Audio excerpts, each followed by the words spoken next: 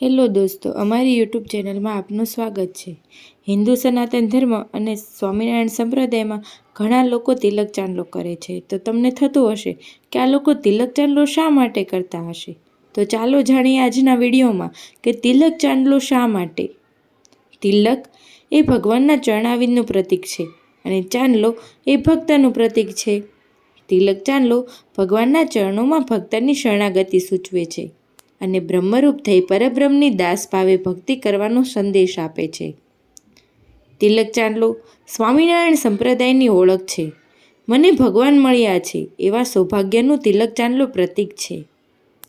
ભારતીય પ્રણાલી મુજબ કપાળ બ્રહ્મરંધ્ર પર ચંદનનો લેપ કરવાથી મેઘનાડી પવિત્ર રહે છે અને મન નિર્મળ રહે છે।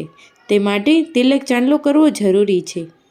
પ્રમુખ સ્વામી મહારાજ કહે છે, તિલક ચાંદલો ભપકા બંધ કરવો તો ફિલ્મ, વ્યસન, કુસંગ વગેરે દુર્ગુણોથી દૂર રહેવાશે।